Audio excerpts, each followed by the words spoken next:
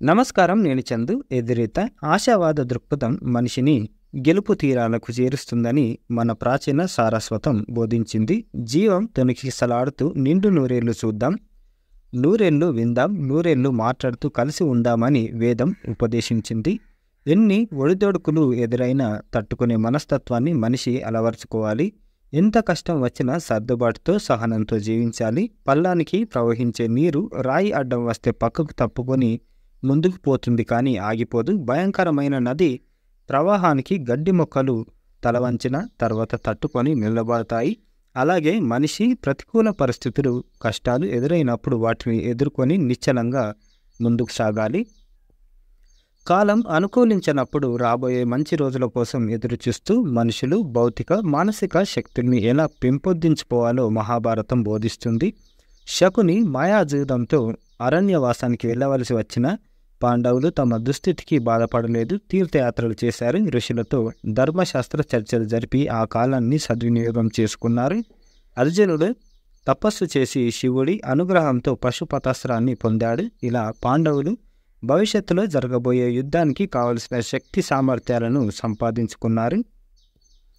జీవితం ప్రతి మనిషికి పరీక్షలు పెడుతుంది, అనుభవాల పాఠాలు నేర్పుతుంది. అందుకే ఓడినప్పుడు ధైర్యంగా నిబ్బరంగా నిలబడాలి, గెలిచినప్పుడు స్థిరంగా ప్రశాంతంగా ఉండాలి. మహానుభావుల చరిత్రలు చదివితే వారి అనుభవాలే జీవిత సత్యాలను బోధిస్తాయి, మార్గదర్శక సూత్రాలను నిర్దేశిస్తాయి. కష్టాలు కలిగినప్పుడు వారు ధైర్యంగా ఎదుర్కొన్నారు, నిరాశ కలిగినప్పుడు మానసిక స్థైర్యంతో ముందుకు కదిలారు, ప్రతిబంధకాలు ఎదురైన అవకాశాలు సృష్టించుకున్నారు. ఆకని కెరటాల్లా ఒకదాని తర్వాత ఒకటి వచ్చే అపజయాలకు నిరాశ చెందకుండా ప్రపంచ ప్రఖ్యాత శాస్త్రవేత్తగా ఎదిగాడు థామస్ అల్వా ఎడిసన్. మాట్లాడడం సరిగ్గా రాదని బాల్యంలో హేళనకు గురైన చర్చిల్ పట్టుదలతో ప్రసంగ కళను సాధన చేశాడు. గొప్ప వక్తగా పేరు పొందాడు. విజేతలెవరూ ఓటమిని ఓ పట్టాన అంగీకరించారు. ఆశావాదాన్ని నమ్మి అద్భుతమైన ఫలితాలు సాధిస్తారు.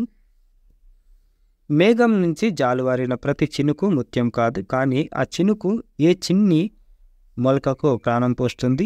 ఎండు ఆకైన ఒకరి కడుపు నింపేందుకు విస్తారిగా మారుతుంది. అలాగే ఈ సృష్టిలో పుట్టిన ప్రతి ప్రాణి బతుక్కి ఒక అర్థం, పరమార్థం ఉంటాయి. ఈ సత్యాన్ని గ్రహించిన మనిషి లక్ష్య సాధనలో ఎదురయ్యే అడ్డంకులను తనకు అనుకూలంగా మలుచుకుంటాడు, విజయ తీరాలు చేరుకుంటాడు.